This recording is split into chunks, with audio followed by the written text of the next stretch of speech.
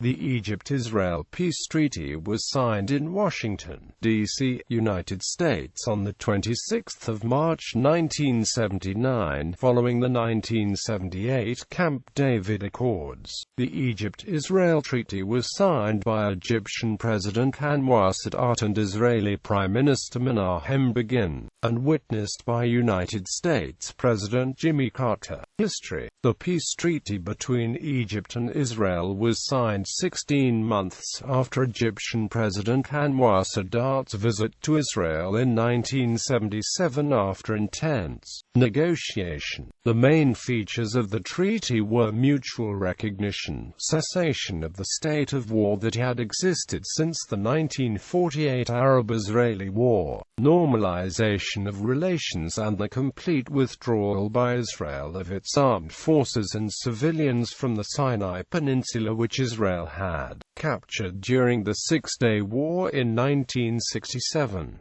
Egypt agreed to leave the area demilitarized. The agreement also provided for the free passage of Israeli ships through the Suez Canal, and recognition of the Strait of Tiran and the Gulf of Aqaba as international waterways. The agreement notably made Egypt the first Arab state to officially recognize Israel. Compliance. Normalization. The normalization of relations between Israel and Egypt went into effect in January 1980.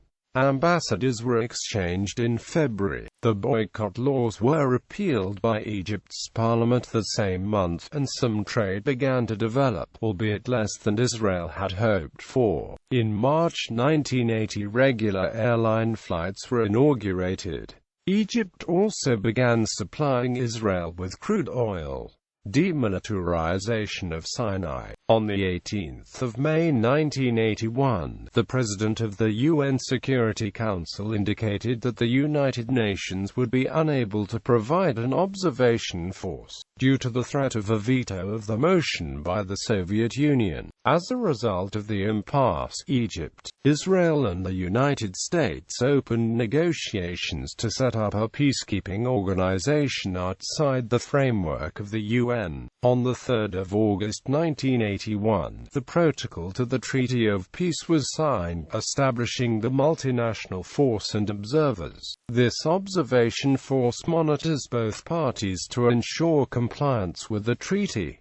Agreed Activities Mechanism. The peace treaty includes a stipulation, called the Agreed Activities Mechanism, that allows Egypt and Israel to jointly alter the arrangements of Egyptian troops in the Sinai without having to officially review the treaty itself. Israel has allowed Egypt to deploy forces to central and eastern Sinai out of mutual security concerns, such as the presence of jihadi militant groups in these areas.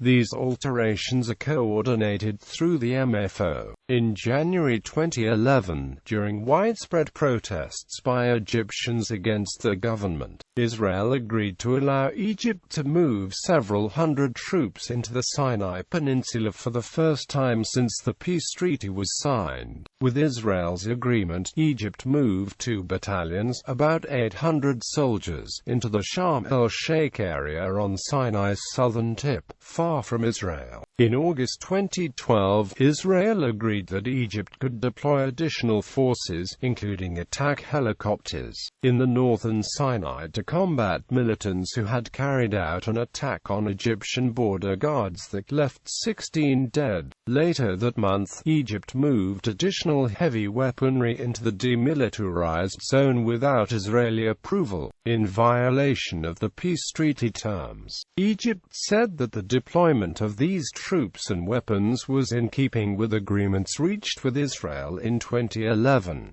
Israel reportedly asked the United States to mediate this dispute. Shortly thereafter, Egyptian Defense Minister Abdel Fattah el-Sisi reportedly assured his Israeli counterpart, Ehud Barak, that Egypt was committed to maintaining the 1979 Camp David peace treaty with Israel. In July 2013, after a number of violent incidents in the Sinai Peninsula, Israel agreed to the deployment of additional Egyptian troops. International reaction. This treaty was received with enormous controversy across the Arab world, where it was condemned and considered a stab in the back. The sense of outrage was particularly strong amongst Palestinians, with the leader of the Palestine Liberation Organization, Yasser Arafat, stating, "Let them sign what they like.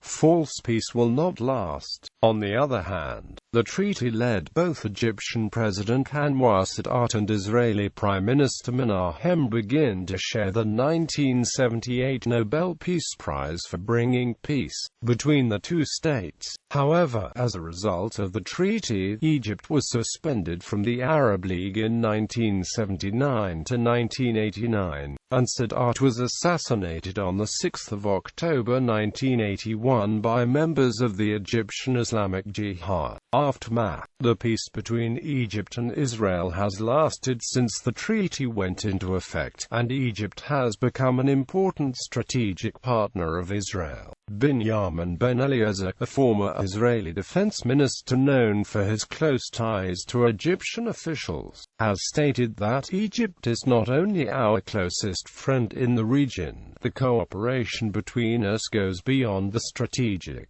As part of the agreement, the U.S. began economic and military aid to Egypt, and political backing for its subsequent governments. For the Camp David Peace Accords in 1978 until 2000, the United States has subsidized Egypt's armed forces with over $38 billion worth of aid. Egypt receives about $1.3 billion annually. Nevertheless, the peace is often described as a cold peace, with many in Egypt skeptical about its effectiveness. The Arab-Israeli conflict has kept relations cool. In 2008, the Egyptian army conducted simulated military exercises against an enemy, Israel. The Egyptian revolution of 2011 led to fears in Israel about the future of the treaty, although the Israeli Prime Minister Benjamin Netanyahu stated that he expected any new Egyptian government to keep the peace treaty with Israel, as it has served both countries well. After the Egyptian army took power on the 11th of February 2011, it announced that Egypt would continue to abide by all its international and regional treaties. However, Ayman Noor, an influential Egyptian opposition figure and likely presidential candidate, called for Cairo's peace treaty with Israel to be reassessed. On the 15th of September 2011, the then Egyptian Prime Minister Essam Sharaf said that a peace deal with Israel was not sacred. Rashad al-Bayoumi, the deputy chief of Egypt's largest party, the Muslim Brotherhood, said that they would not recognize Israel and that the treaty could be put to a referendum, emphasizing that while they respected all of their international agreements, they had the right to review the peace deal, and that the Egyptian people have yet to speak their mind. Representatives of the group had told U.S. diplomats that they did not intend to revoke the treaty. Addressing Israeli concerns on July 31, 2014, Egyptian President Abdel Fattah el-Sisi pledged to continue the peace with Israel.